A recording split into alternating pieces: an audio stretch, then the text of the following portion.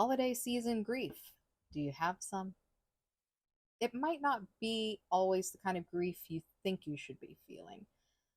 I actually grew up feeling actually kind of how a lot of my Jewish friends describe that Christmas wasn't my holiday because my family were atheists and we didn't believe in the religious aspects of Christmas. And so we just did the commercial parts of Christmas when I was growing up. Growing up in the Bible Belt, it did not feel like my holiday. So as I began the conversion process and began stepping away from those holiday season things that are really just Christmas, and I don't know why people try to pretend it's not just Christmas. Don't mind me, I'm a little bitter about children's programming because every child's video has to have a holiday episode for some reason, and all of them are just Christmas. Like, they're not even trying.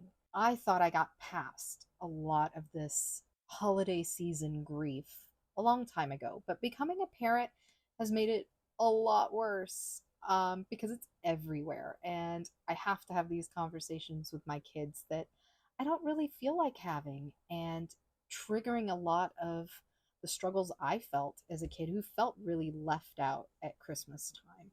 It's all perfectly normal. Anytime you are outside of what is normal in a society, you're going to feel left out. You're going to feel weird. You're going to feel inconvenient. You might miss it, and it's okay to miss it. You may have loved Christmas as a kid. You may have loved whatever religious holiday that comes from your past and your culture, and it is okay to miss those things. It is okay to want to find ways to incorporate the things that can be incorporated. Like, I love the smell of cinnamon. I love the smell of holiday spice things. There's nothing wrong with enjoying that. There's nothing wrong with finding ways to incorporate that into my life, even though I am not celebrating Christmas. These are things that just trigger a sense of safety and security and love in me. You don't have to throw the baby out with the bathwater.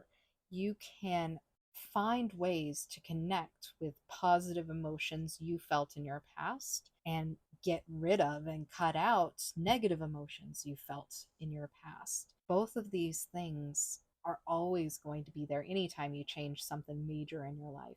You can learn from it, you can take from it, you can keep what works and toss what doesn't. You can be creative. You can find ways to make it work for you.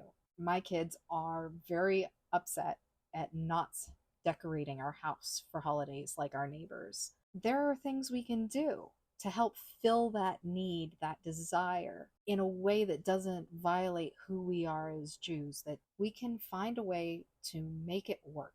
And anyone who tells you that it's all or nothing, black or white, and that your feelings are problematic or harmful or wrong, those are red flags.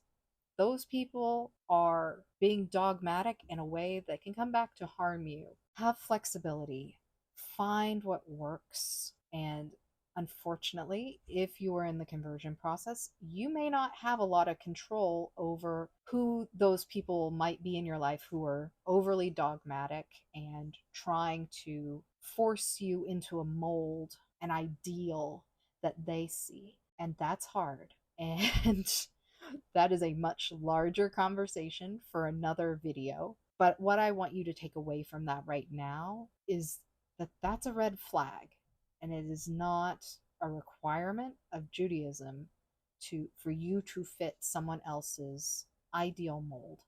Someone who wants to control minutia of your life is a red flag, and there's a lot of them in the conversion process. Keep your eyes open with those people and do what you can with the circumstances you have, while also feeling you probably also will develop a lot of fear. Like, it sounds so foolish in retrospect, but I was really afraid of using like scented candles, with holiday scents, especially because it hung around after you burned it.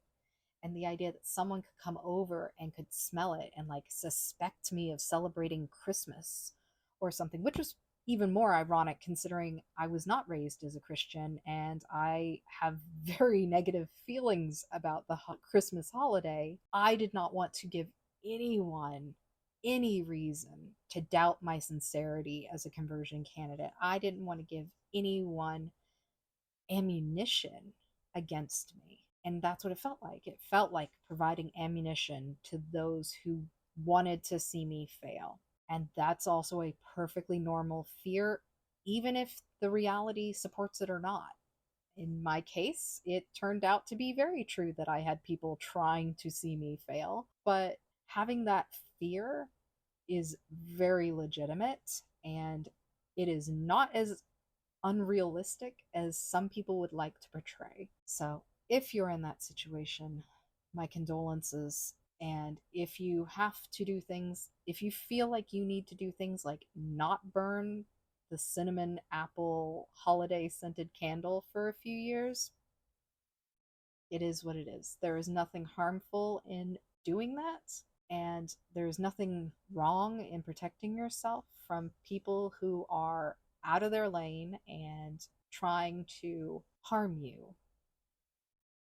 Wow, this chat really went off the rails. I did not expect to go quite there. I hope it's useful to you. If you have other questions or issues or brainstorming that you want to do about how to tap into the good of the winter season while not violating what you want it to be Jewishly, put them down in the chat. Let's figure it out. We can see if we can come up with something that might help. All right, if you want more of my unhinged rants, you can click for more videos here. And I hope you have a great day building your new Jewish life.